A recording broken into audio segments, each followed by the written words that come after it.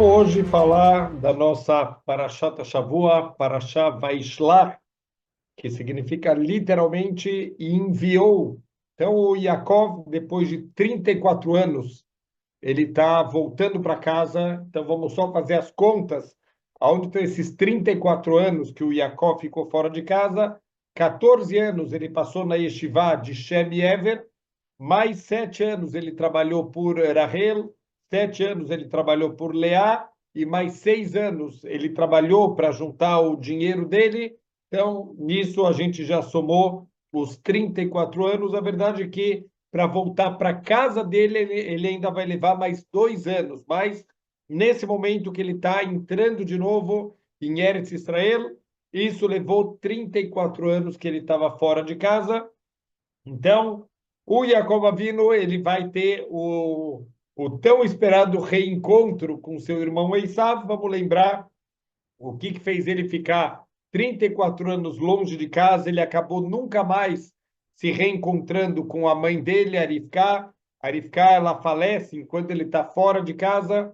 Ele sim vai reencontrar com o pai dele, com o Yitzhak, mas ele nunca mais acabou vendo a mãe dele. E tudo isso porque ele recebeu as brachot no lugar do Esav, já que ele tinha comprado as brachot, ele tem direito às brachot, e ele vai ter a luta, a famosa luta com o anjo aqui. A gente vai ver o que ele vai pedir aqui para o anjo, tem a ver com as brachot, e a mudança do nome também do Yaakov para Israel também tem a ver com essa forma como ele pegou as brachot, mas ele tinha direito, não foi roubo nenhum, não foi enganação nenhuma. Ele não queria ter que contar para o pai dele que o irmão vendeu a primogenitura por um prato de lentilhas. Esse era o nível que o Esav ele vivia a vida mundana dele. Ele desprezava a primogenitura, ele desprezava a espiritualidade, ele quer só o mundo material, ele quer só o agora, o que ele tem aqui na frente dele.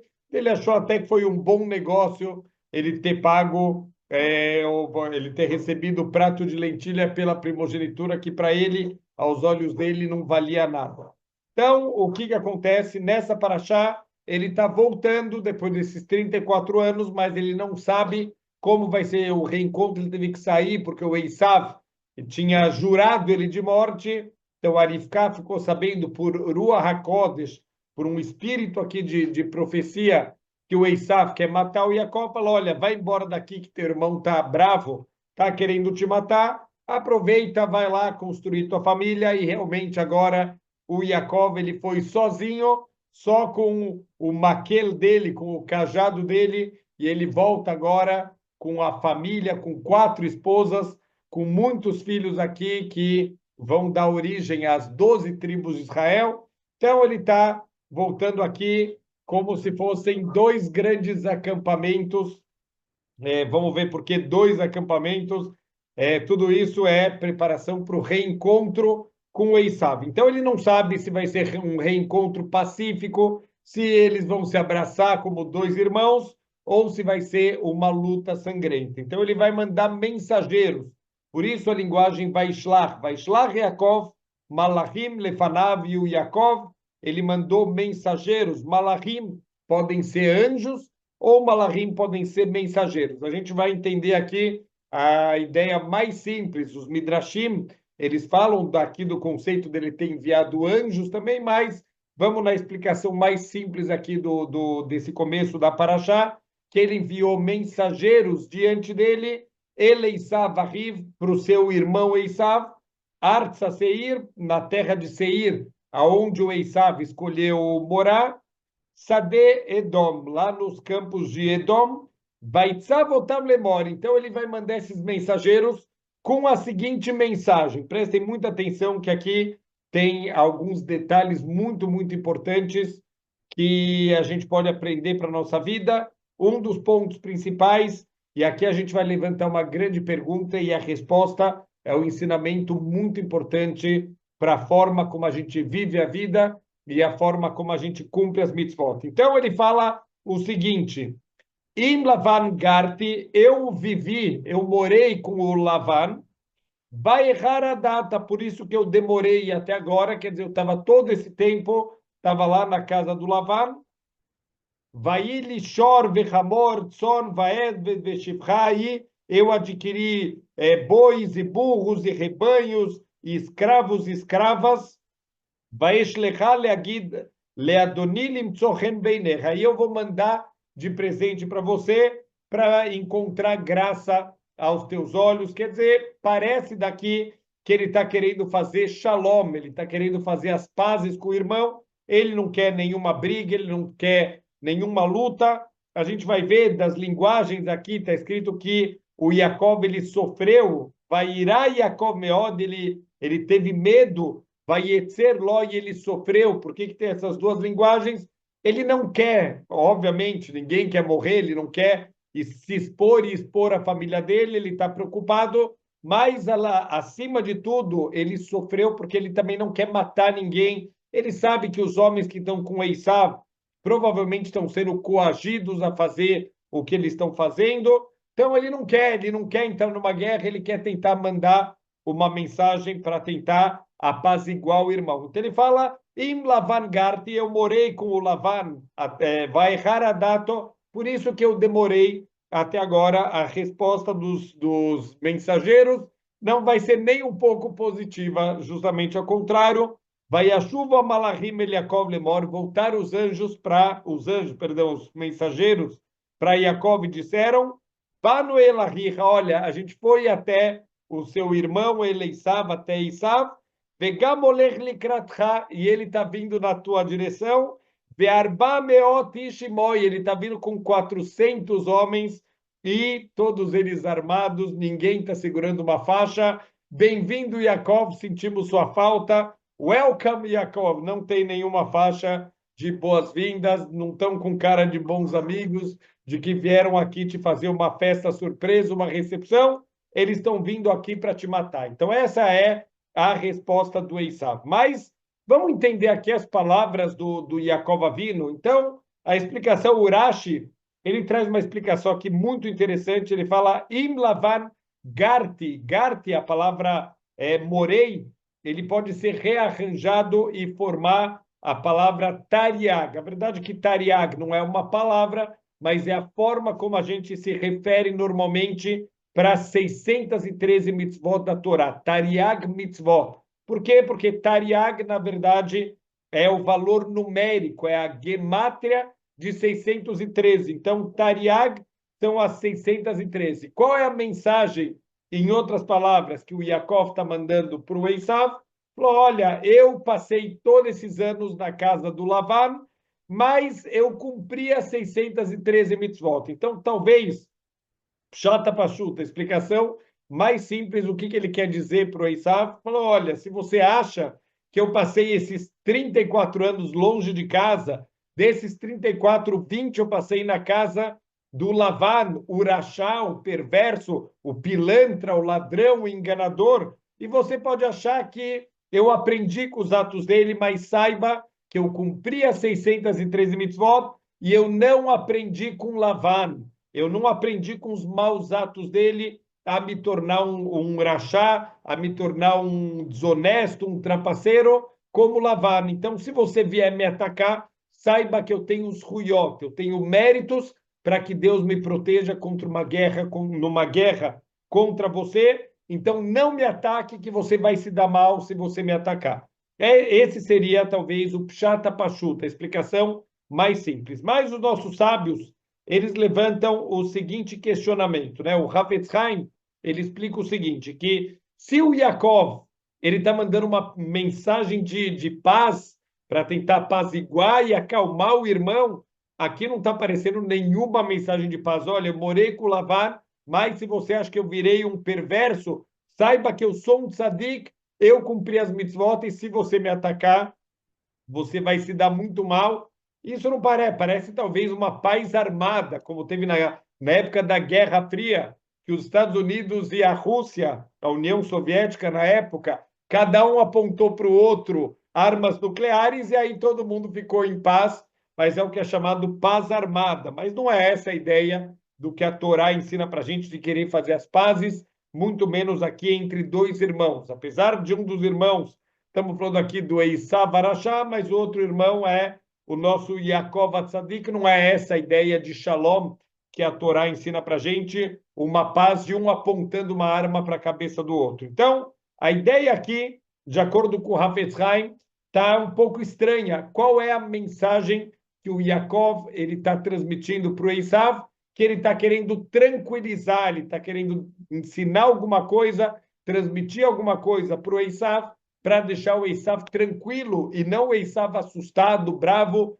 querendo uma luta, querendo uma briga. Então, o Hafetz Haim ele explica o seguinte, que, na verdade, o Yaakov ele está, entre aspas, se diminuindo, ele está se fazendo uma autocrítica muito forte, e a gente já vai entender o que é essa autocrítica, e ele está mostrando para o Esav, pode ficar tranquilo, se você acha que eu sou tzadik, eu ofereço um perigo a você por ser um tzadik, saiba que eu não sou tão tzadik quanto você achou, então pode ficar tranquilo, que não vai acontecer nada de ruim para você. Que autocrítica é essa? Olha que incrível. Fala para a gente o Hafetz Haim, que se a gente pegar um pouquinho da vida do Lavan, o Lavan, como a gente já explicou, é um pilantra, um desonesto, o tempo inteiro a agilidade que ele tem para mudar as coisas, ele combina, depois descombina, depois muda, e ele combina uma filha, e ele troca no dia do casamento, tudo que ele faz, a perfeição dos planos dele, as palavras que ele usa, a gente vê que ele mede cada palavra para parecer que ele é um grande tzadik, que ele quer o bem de todo mundo, mas na verdade ele só quer roubar, só quer destruir. Ele persegue o Yaakov com a intenção de matar o Yaakov. Por que você não me avisou que você ia embora? Eu ia te mandar uma banda de música, a gente ia fazer uma festa de despedida, a gente ia se abraçar, você é minha família querida, os teus filhos são meus filhos, a família é uma coisa muito unida, por que você fugiu de mim? Como se o Yaakov ele é o bandido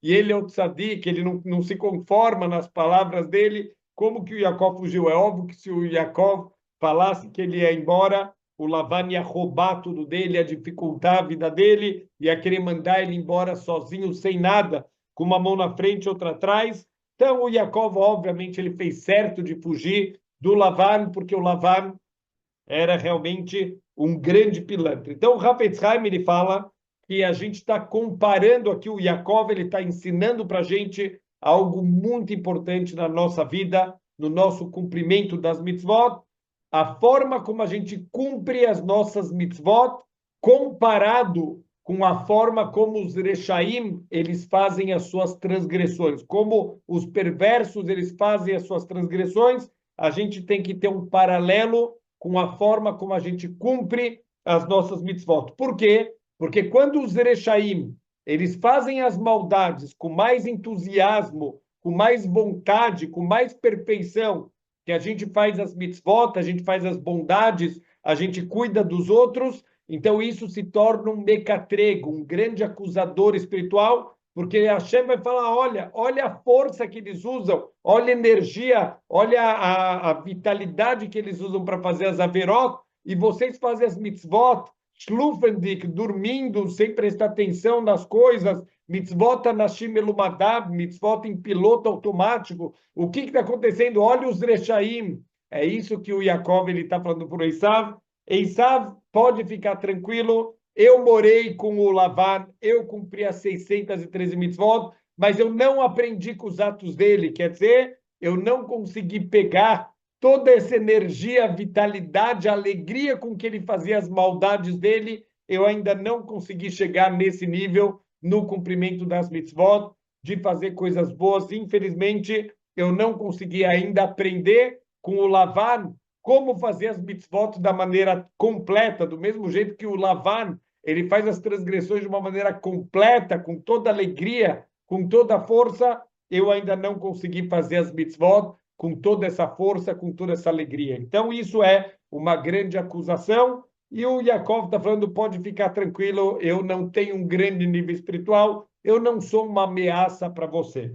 Então, a gente tem que tomar muito cuidado com a forma que a gente faz os bons atos, como a gente faz as mitzvot, como a gente faz a nossa tefilá, porque toda vez que a gente faz o bem de uma maneira sem vontade, sem alegria, isso se torna realmente uma grande acusação para a gente, comparado com a alegria que as pessoas fazem as transgressões. Então, olha só que interessante, um evento importante aqui na história do povo judeu que poderia se tornar uma grande tragédia para o povo judeu e, Baruch Hashem, espiritualmente, a gente teve aqui uma proteção especial. Então, quando Bilam ele foi contratado já na época de Moshe Rabbeinu, quando ele já estava no deserto, depois da saída do Egito, teve o grande encontro do povo judeu com o povo de Moab. Moab estava com muito medo de como seria esse encontro com o povo judeu, então eles contrataram o Bilam para amaldiçoar o povo judeu, e a ideia do Bilam,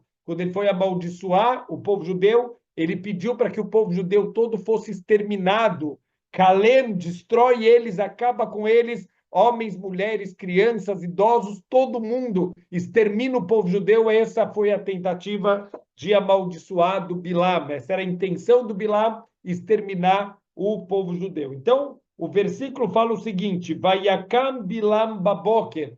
O Bilam, ele acordou, ele levantou cedo de manhã para ir amaldiçoar o povo judeu. Então, o Midrash fala o seguinte, que quando Hashem viu a agilidade do Bilam para fazer essa transgressão de tentar destruir um povo inteiro, então o Hashem virou para Bilam e falou: seu Urachá, Abraham, o patriarca deles, ele já te venceu. Você tentou, mas o patriarca deles, Abraham, te venceu, porque está escrito na Keidat Yitzhak, Vayashkem Abraham baboker. O Abraham não levantou cedo, ele madrugou, ele levantou antes de cedo. Então, vamos dar aqui, colocar alguns números, por exemplo. Se o Bilam acordou às 6 da manhã, olha como eu sou tzadik, eu acordo às 6 da manhã para destruir o povo judeu. Abraham acordou às 5 da manhã para fazer a Keidat Yitzhak. Abraham acordou antes de você, seu Urachá,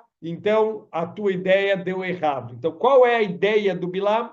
O Bilam, ele tem a força de amaldiçoar pessoas, de amaldiçoar o povo inteiro, como mostrando para Deus as falhas de uma pessoa ou de um povo. Ele sabia qual é o momento exato quando Deus ele julga o mundo. É um rega, é um instante muito curto que todos os dias Deus julga o mundo com justiça estrita. Então ele sabia esse momento, e o que ele fez?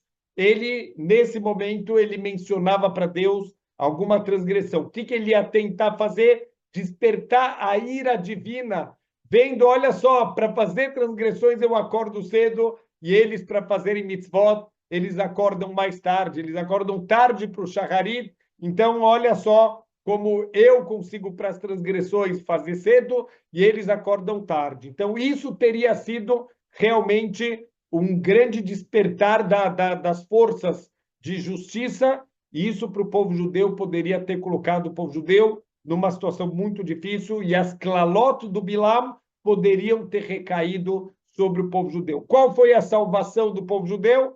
Que Deus falou: você perdeu. O Abraham, o patriarca deles, acordou mais cedo que você para sacrificar o próprio filho, para fazer uma das mitzvot mais difíceis da história da humanidade. Vayashkem, você acordou baboker. Ele Vayashkem, ele madrugou de manhã, ele acordou ainda mais cedo do que você para cumprir a minha vontade. Então, o teu plano deu errado. Isso significa que se não fosse por Abraham Avinu, a gente já tem um problema muito grande aqui nessa artimanha do Bilam, porque ele conhecia esse conceito espiritual, que quando um Urachá ele faz as averot com mais alegria, com mais entusiasmo do que um tzadik faz as mitzvot, isso se torna uma grande acusação espiritual contra o tzadik. Como pode ser que o perverso faz as coisas com mais alegria e mais vitalidade que o tzadik faz as mitzvot?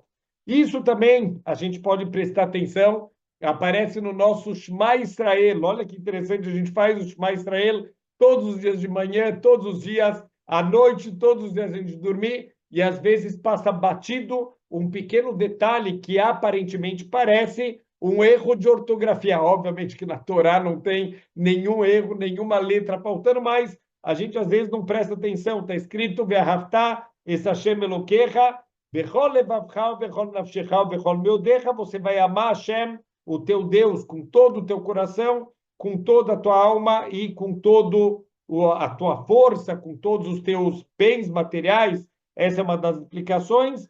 Só que aqui o problema, de bechol levavcha, com todo o teu coração, no hebraico deveria estar escrito bechol libecha, libcha, com todo o teu coração é libecha, lev. Então tem um beita a mais, o beita aqui está dobrado, a letra beis, está escrito levavcha. Então quer dizer, isso não seria a conjugação da palavra lev, libcha, o teu lev. Então, por que que tem essas duas letras beis? Vem o Talmud no Tratado de Brahot e fala a letra beit está escrito duas vezes para ensinar a gente que a gente deve amar Hashem com nossos dois Yetzer, o nosso Yetzer Atov e o nosso Yetzer Hará, com a nossa boa inclinação e com a nossa má inclinação. Então, o que significa esse ensinamento do Talmud? Eu sei como servir Hashem com a minha boa inclinação, meu Yetzer Atov, mas como eu posso servir Hashem com o meu Yetzer Hará, com a minha má inclinação? Como que a gente faz isso na prática? Então, um exemplo aqui, uma história real, história impressionante. 12 Bahurim de uma yeshiva, estudantes de uma yeshiva de Jerusalém, eles eram meninos americanos que foram, kol hakavot, saíram de casa, do conforto, da comodidade, e foram estudar em Jerusalém e lá em Eretz Israel. E quando chegou nas férias, eles estavam com saudades daquela boa comida, aquele restaurante maravilhoso que tinha lá em Nova York, e eles falando, uau, aquela carne daquele restaurante, nenhum lugar aqui em Jerusalém é tão gostoso. E o outro falava, não, não, mas o melhor é aquele molho acebolado. Então, não, imagina aquele schnitzel que tem, não tem igual em nenhum lugar do mundo. E assim, conversa vai, conversa vem, cada um lembrando as delícias daquele restaurante americano. O que eles decidiram? Olha que incrível. Eles juntaram $50 de cada um do grupo desses 12 alunos. Eles compraram para um dos alunos uma passagem até os Estados Unidos. Ele foi para os Estados Unidos, comprou uma mala de comida lá daquele restaurante e voltou no dia seguinte. Deve dar mais ou menos umas 10, 12 horas de viagem. Então, quer dizer, 12 horas para ir, 12 horas para voltar, para comprar uma mala de comida. Então, olha que incrível. Se fosse, vamos dar um outro exemplo. Eu estava contando justamente essa história para um grupo de crianças. E aí eu contei isso, e aí eu falei, olha, vamos pensar uma outra hipótese. Imagina que está tendo uma palestra de um maior palestrante do mundo, um grande rabino lá nos Estados Unidos, e os alunos americanos lá que estão em Israel falam, ai, que raval, que pena, que desperdício a gente perder essa palestra. E aí eles se juntam, cada um dá $50, e um deles viaja lá para os Estados Unidos, escuta a palestra, nota cada palavra da palestra, ele grava a palestra para trazer aquelas palavras de Torá para os seus amigos que ficaram lá em Jerusalém.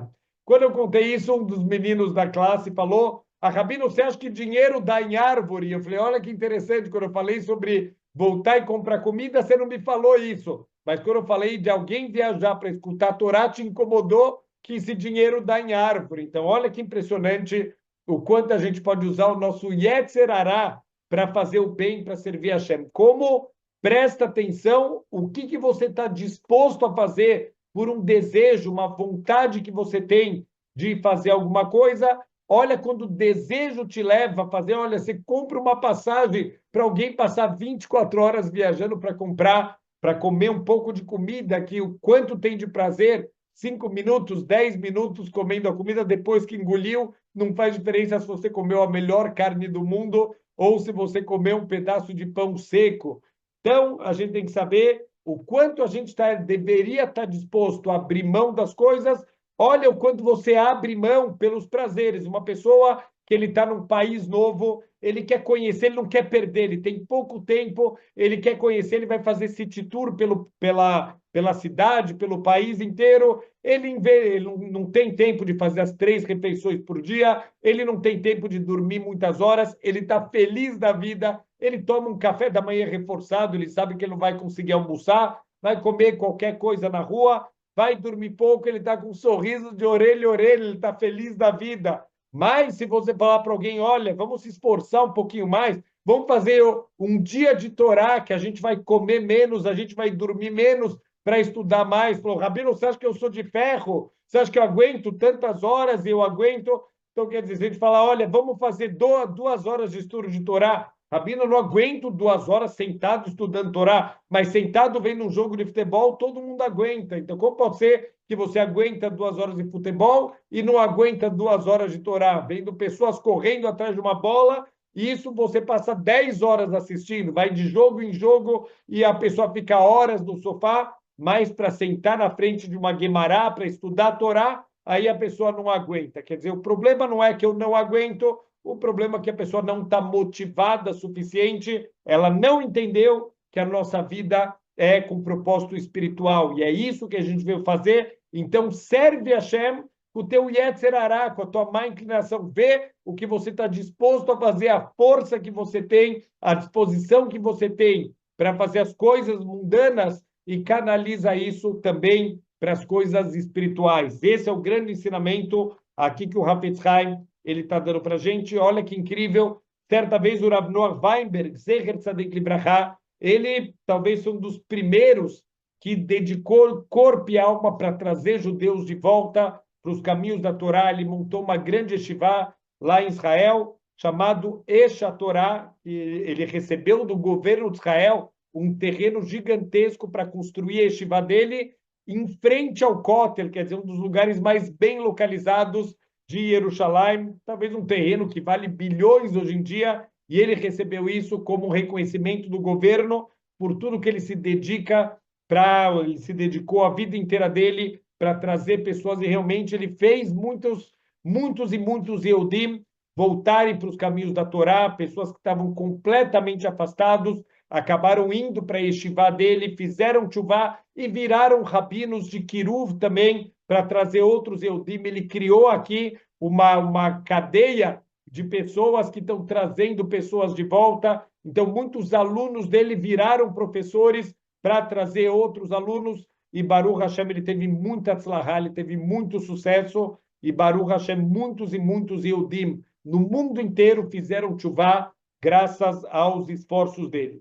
E ele falava o seguinte, vocês sabem qual é a minha motivação? Quem é o meu modelo que eu acordo todos os dias pensando quando eu estou investindo em salvar os Yehudim? O meu modelo são os nazistas. As pessoas se assustaram. O que quer dizer isso? Ele falou, olha, os nazistas, eles investiam todo o tempo, todos os pensamentos, todo o dinheiro que eles tinham em como matar mais judeus de forma mais rápida, de forma mais eficiente. Como que eu faço? Qual o método que eu vou matar mais judeus gastando menos? E o tempo inteiro eles estão lá fazendo a solução final, como exterminar o povo judeu.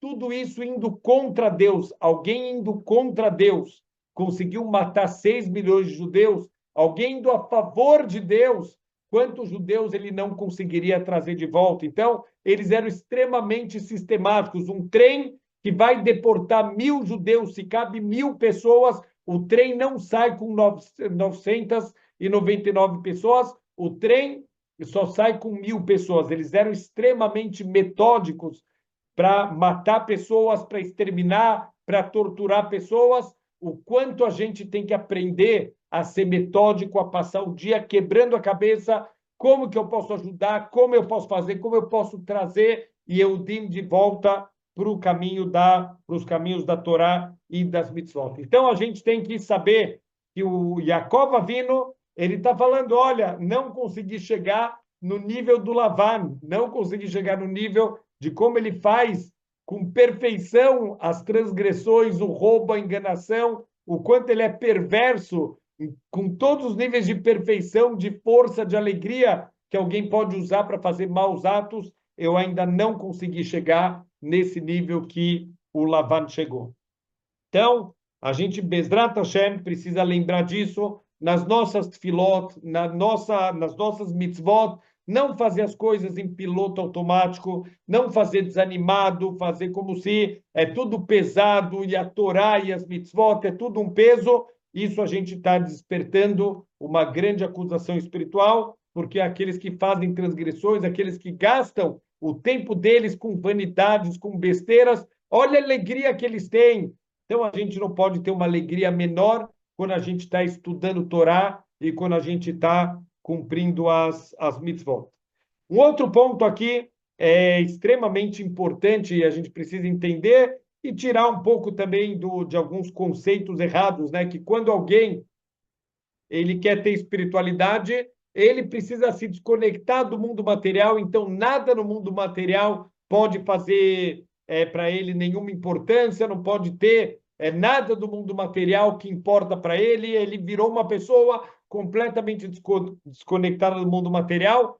Se essa ideia tem uma grande contradição aqui na nossa paraxá. Está escrito que o Yaakov ele estava com a família toda dele e eles foram atravessar uma travessia, um pequeno rio chamado Yabok, e, de repente, quer dizer, ele está indo com 17 pessoas, a maioria crianças, e as esposas dele, escravos, camelos, bois, muitos animais. Então, atravessar um rio é um projeto aqui, não é simplesmente uma travessia. Ele está lá fazendo essa travessia, então todo mundo conseguiu atravessar em segurança, e de repente a Torá vem com a seguinte ideia: vai bater Yaakov levador, e o Yaakov ele ficou sozinho, vai haver que Shimó Adalot Shachar, e lutou um homem com ele até o amanhecer. Então a gente sabe que essa luta não era um homem, essa luta era o anjo da guarda do Esav, que atacou Yaakov no momento que ele ficou sozinho. E aqui a grande pergunta é: como pode ser que ele ficou sozinho até agora? Ele está com a família, ele está com os animais, ele está lá, o acampamento inteiro do Yaakov Avinu, e de repente aparece o Yaakov Avinu sozinho. Fala o Talmud no Tratado de Hulin que Yaakov ele lembrou que no último lugar onde eles acamparam, ele tinha esquecido Pahim Ktanim, pequenos potes de barro, e ele tinha voltado para pegar esses pequenos potes de barro. Então, naquele momento que ele voltou, quer dizer, ele estava com a família, ele atravessou o rio com toda a família, mas quando ele lembrou que ele tinha esquecido algumas coisas, ele voltou para buscar no acampamento anterior que eles tinham montado. Só que aqui é uma grande pergunta. Imagina, vamos tentar imaginar o sentido que faria o Bill Gates, é um dos homens mais ricos do mundo. Imagina que ele foi comer num restaurante e, de repente, ele lembra, quando ele volta para a casa dele, ele lembra que ele esqueceu uma moeda de 25 centavos em cima da mesa. Então, ele volta em Nova York, no meio da madrugada, com todos os perigos que tem andar na rua no meio da madrugada. Ele volta a pé lá em Nova York, arriscando a vida dele por uma incrível moeda de $25. Ele chega lá no restaurante, ele bate na porta, abrem para ele: olha, eu esqueci em cima da mesa uma moedinha de 25 centavos. Quem vai acreditar que o Bill Gates, o homem dos homens mais ricos do mundo, vai voltar e arriscar a vida dele por causa de uma moeda de 25 centavos? Então, esse é o mesmo paralelo. Está escrito que o Yaakov, esses 6 anos finais que ele trabalhou para o Lavan, Deus fez um grande milagre, Deus ajudou ele, e ele enriqueceu muito, ele tinha muitos animais, e ele comprou escravos, ele tinha muitos bens, ele voltou milionário, ele voltou com muitos bens e com muito dinheiro. Por que ele se arriscou e voltou sozinho para pegar potes de barro sem valor, potes pequenos de barro, que para ele não vai fazer diferença nenhuma todos os bens que ele conseguiu juntar? Então, o Yaakov, que a gente esperaria que é alguém completamente desapegado do mundo material, ele está arriscando a vida dele para voltar e pegar alguns pequenos potinhos de barro. Então, fala o Rav Simcha Barneu o seguinte, que atualmente a gente tem uma grande doença que é a síndrome da descartabilidade. Tudo, hoje em dia, é descartável. A gente está numa geração que, obviamente, tem coisas que já são feitas para serem descartáveis. A gente já usa fraldas descartáveis, a gente já usa talheres, copos, a gente já usa pratos descartáveis, e a gente está começando a viver uma vida descartável. Então, antigamente, existia a profissão de sapateiro, por quê? Porque as pessoas iam consertar seus sapatos, rasgou, o sapateiro costura, tem a costureira que a roupa ela já não está tão boa, precisa dar um reforço, então ela costura, e hoje em dia essas profissões já não estão mais tendo muito sucesso. Por quê? Porque as pessoas já não consertam mais o sapato, rasgou, joga no lixo. As pessoas já não consertam mais as roupas, as pessoas descartam, como se tudo na vida, não só os copos, os pratos, os talheres são descartáveis, mas tudo na nossa vida, estamos falando aqui em mundo material, vira descartável, as amizades são descartáveis. Então, hoje em dia, nosso conceito de amigos é quantos amigos eu tenho no Facebook. Eu não conheço ninguém, tem 5.000 amigos, então posso contar para todo mundo que eu tenho 5.000 amigos. Eu tenho certeza que se a pessoa ficar doente, não vão aparecer dois na casa dele para ver se ele precisa de alguma coisa. Mas hoje em dia é tudo descartável. A pessoa fala alguma coisa que você não gostou, você já deleta o seu amigo, já descartou da tua vida. Então tudo está virando descartável. Os relacionamentos, os casamentos, infelizmente, são descartáveis. Olha, não deu certo, vamos partir para outra. A pessoa fica casado pouquíssimo tempo e tem dificuldades, vamos partir para outra, vai de novo ter dificuldade e parte para a terceira, e assim vai. A gente vai vendo uma sociedade que está transformando tudo em descartável, e isso é um grande problema. As pessoas não estão sabendo dar valor para o que elas têm na vida. Se isso vale materialmente, infelizmente, isso também está começando a valer espiritualmente. As pessoas também estão começando a olhar a vida como tudo sendo descartável, tudo não vale nada, a gente quer trocar o tempo inteiro. Até no mundo com mais Torá, a gente vai percebendo que essa velocidade das coisas está contaminando também o mundo de Torá. Alguém me comentou um exemplo interessante que a gente tem na festa de Simchat Torá, a gente faz a Zakafot. A gente fica dançando com a Torá em volta da Bimá, com uma grande alegria. A gente está comemorando que a gente terminou mais um ciclo de leitura da Torá. E antigamente a gente faz 7 Akafot, são 7 voltas. Na verdade, dá muito mais do que 7 voltas, mas são 7 anúncios de voltas. E aí fica todo mundo, toda a Keilah, toda a comunidade dançando em volta da Bimá, carregando o Sefer Torá, um dia de muita alegria. Então, os nossos sábios, eles contam que antigamente, eu escutei isso de um Rav que lembra disso na idade da juventude dele, na época de Yeshiva dele, falou, olha, as 7 akafot, cada akafá era uma única música e ficavam 20 minutos fazendo akafot, cantando a mesma música e todo mundo estava feliz. Hoje em dia é tudo descartável, a gente vai nas akafot, as Akafot de 10 minutos troca 5 vezes de música. Cada uma das Akafot tem que ter lá um playlist de 30 músicas diferentes para conseguir trocar tantas vezes. Quer dizer, canta 1 minuto, já precisa trocar, já cansou essa música, eu já preciso de novidade na vida. Tudo acaba sendo descartável. Olha o que o Yaakov está ensinando para a gente, o valor, a gente saber dar valor para as coisas que a gente tem. Ele não é um cara materialista, ele não é uma pessoa que ele vive pelo mundo material, mas ele sabe dar valor para o que ele tem. E as coisas dele não são descartáveis, mesmo coisas de pouco valor, talvez é pouco valor físico, mas tem um alto valor sentimental. Vamos entender por que tem um alto valor sentimental, mesmo que em termos monetários não vale muito. O Rav Ezriel Tauber, Zecher Tzadik Livrachá, ele fala uma ideia muito bonita. Imagina que uma pessoa, ele está com sede e ele pede para o amigo dele um copo d'água. Olha, por favor, quando você for, você vai fazer alguma coisa lá, quando você voltar, você pode, por favor, me trazer um copo de água? A pessoa fala, óbvio que sim, vou perder essa mitzvah, vou fazer essa mitzvah com alegria, como a gente falou agora há pouco. Então, ele vai lá com alegria, ele traz a água para o amigo dele, como ele traz a água num copo descartável. A pessoa bebe, ele agradece, obviamente, e o que ele faz com esse copo? Ele joga no lixo, porque é um copo descartável. O que você queria que eu fizesse? Será que eu guardasse o copo descartável? O copo descartável é feito para isso. Bebeu, você joga fora. Tem razão, é isso que tem que fazer. Agora, vamos imaginar uma outra cena. Tem uma pessoa que ele está no meio do deserto, ele está morrendo de sede, ele sente que realmente o fim dele está muito próximo, calor de 40 graus, ele está desidratando, ele já começa a ter delírios por causa do calor e da falta de água, e de repente, no desespero, ele olha para o céu e fala: Deus, por favor, eu estou morrendo, me traz um copo de água, por favor, salva a minha vida.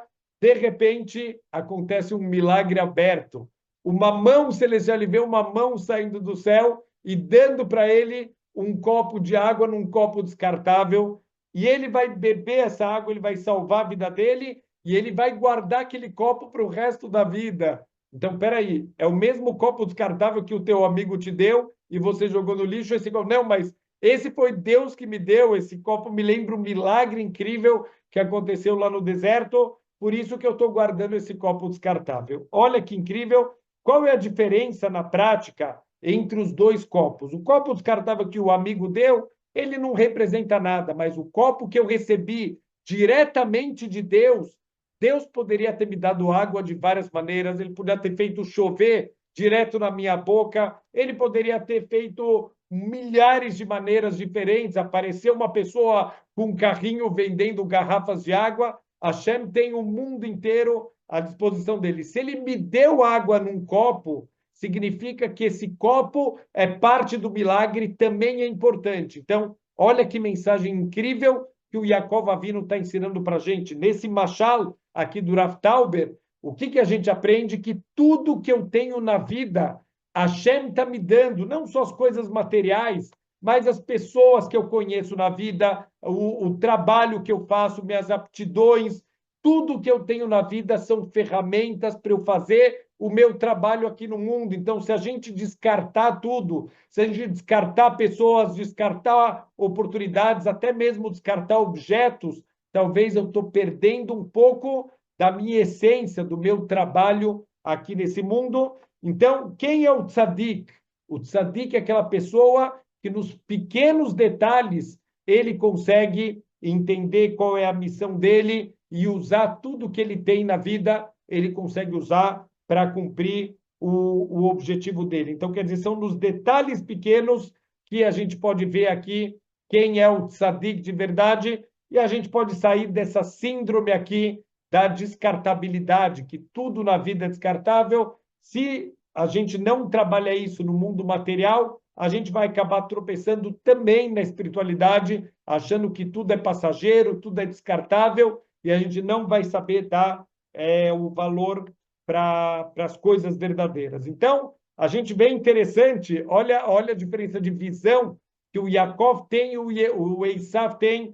Depois que eles se reencontram, o Yaakov tinha mandado muitos presentes para o Esav, e o Esav ele não entende, ele fala: por que você me mandou todos esses presentes? Ele fala: olha, eu quero te apaziguar, eu quero o teu bem. E o Esav fala para ele: não precisa. Yesh lirov, eu tenho muito, eu não preciso disso. E o Yaakov fala: por favor, fica. Yesh likol, eu tenho tudo. Então, olha a diferença, uma diferença sutil. Ele fala Yesh lirov, eu tenho muito, e o outro fala Yesh likol. Então, o que significa eu tenho muito e o que significa eu tenho tudo? Como alguém pode ter tudo? Ninguém tem tudo na vida, nem o Bill Gates tem tudo. Sempre tem alguma coisa que ele gostaria de ter, mas ainda não conseguiu alcançar. Como que o Yaakov pode dizer que ele tem tudo? E o que significa o Esav dizer que ele tem muito?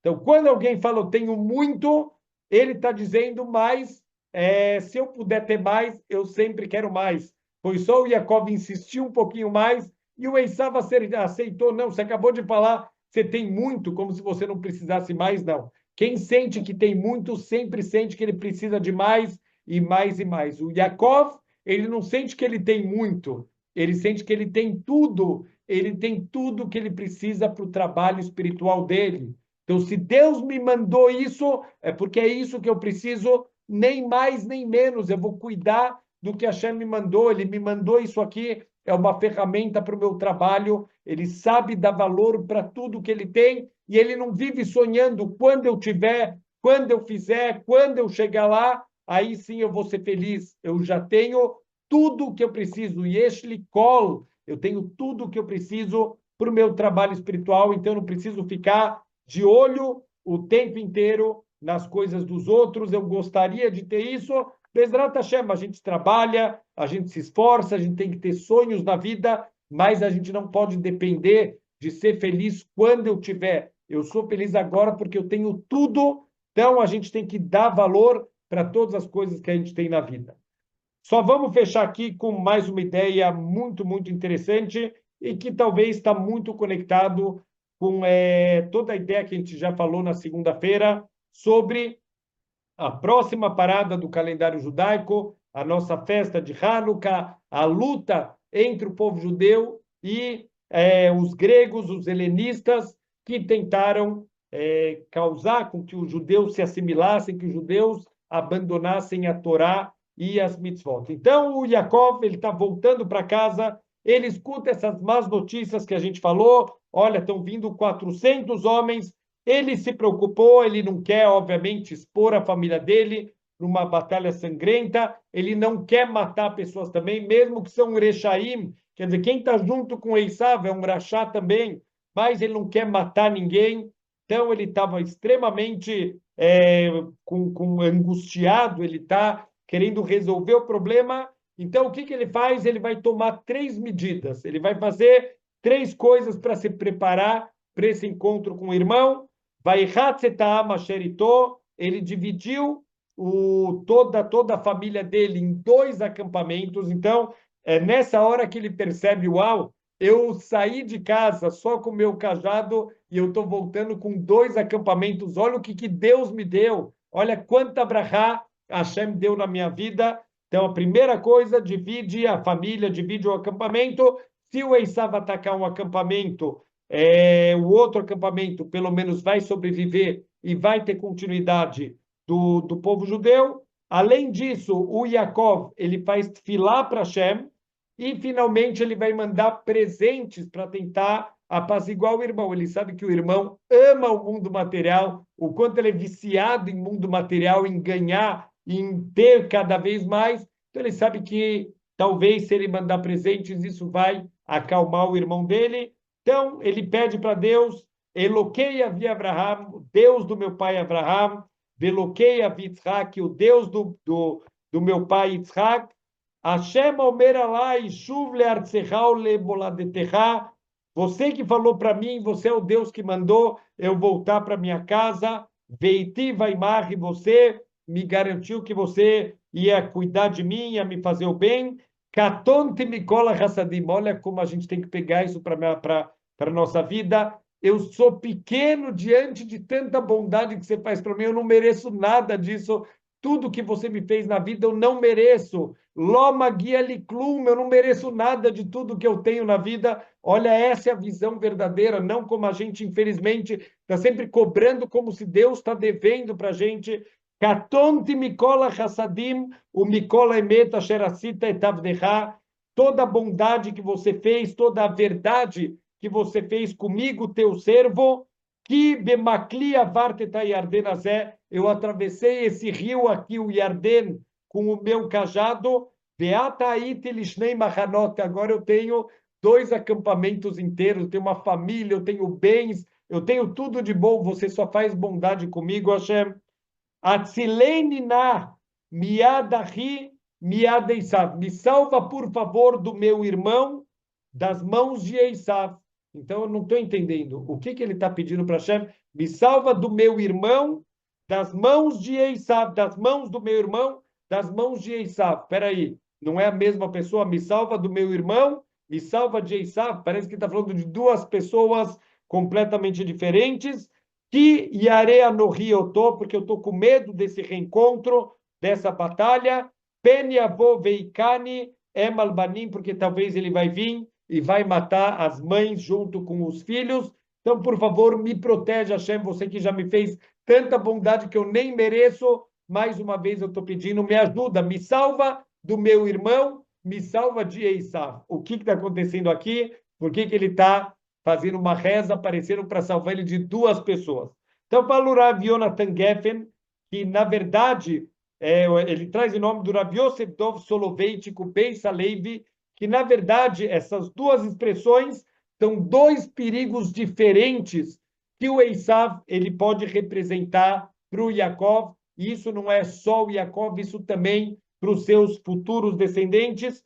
Um é o Esav, que representa o perigo físico. Quando o Esav ele vem como um assassino, ele vem como um inimigo com violência, por favor, me salva desse homem violento que quer me matar. Quantas vezes na história o povo judeu foi perseguido, pogrom, torturas, inquisição, expulsões, que a gente foi de praticamente todos os países da Europa. Não tinha um ano que o povo judeu não era expulso de algum lugar e não era perseguido, e quem tinha que fugir com a roupa do corpo e recomeçar a vida num outro lugar, e nas cruzadas do Império Otomano, e todos e todas e todos os impérios que passaram pela terra, o povo judeu foi perseguido e sofreu risco de extermínio. Esse é o perigo do Esav, o Esav que vem com violência, que vem tentar matar e destruir fisicamente o povo judeu. Mas tem um outro perigo, e esse é o maior dos perigos do povo judeu, é quando o Esav vem como meu irmão, como quando ele vem fraternalmente, não, vem viver comigo, vem ser como eu, vem viver a minha vida. O que esse Esav, meu irmão, ele quer? Apagar a individualidade do povo judeu, apagar o que a gente tem de diferente, de especial. Quando vem os outros povos falam, não, vem com a gente. Quando falaram para o povo judeu, por exemplo, Napoleão Bonaparte, quando o povo judeu, depois de muitos anos que eles estavam completamente fora da vida, toda a época da Idade Média, eles eram excluídos, eles eram proibidos de ter qualquer profissão, de repente veio a possibilidade de emancipação do povo judeu. O que falou para a gente o Napoleão Bonaparte? Para os judeus, eu não dou nada, mas se vocês quiserem ser franceses, vocês podem ter tudo. Quer dizer, enquanto vocês quiserem manter as diferenças de vocês, eu não dou nada para vocês, mas se vocês quiserem se assimilar e virar franceses como a gente, vocês vão ser emancipados, vocês vão ter todos os direitos. O que ele está falando em outras palavras? Nós queremos ser seus irmãos, abandonem tudo que vocês têm, abandonem a Torá, abandonem as mitzvot e venham ser um de nós, aí você vai ter direitos. Esse é o maior perigo do povo judeu. O perigo físico, óbvio, a gente já foi tantas vezes perseguido, dizimado, massacrado, mas Am Israel Hai, a gente está vivo, a gente está aqui porque Hashem protege a gente. Mas quando Esav vem como meu irmão, assimilar a gente, destruir a nossa conexão com Hashem, essa é a luta verdadeira, esse é o perigo verdadeiro, o perigo da assimilação. Essa foi a luta do povo judeu contra os helenistas, contra os gregos, que eles não querem matar o povo judeu, eles não querem destruir o Beit HaMikdash, eles querem transformar o Beit HaMikdash num lugar bonito, num lugar de mostras culturais, um lugar que não tem espiritualidade. Vamos ser iguais todos os povos do mundo, tira a espiritualidade de lado, vamos viver o mundo material. Esse é o maior perigo do povo judeu. A guerra, a batalha contra os gregos a gente venceu, mas a guerra não acabou. A nossa geração tem que continuar lutando contra o Esav, que vem com violência, mas contra o meu irmão, contra a assimilação, a morte silenciosa de Am Israel, quando a gente acaba, infelizmente, abrindo mão da nossa individualidade, da nossa conexão com Hashem. É isso que a gente tem que lutar, é isso que os Hashmonaim lutaram e deram a vida por isso. Bezrat Hashem. Chegou na nossa vez da gente lutar e conseguir manter, Bezrat Hashem, a espiritualidade e a individualidade do povo judeu. Shabbat Shalom.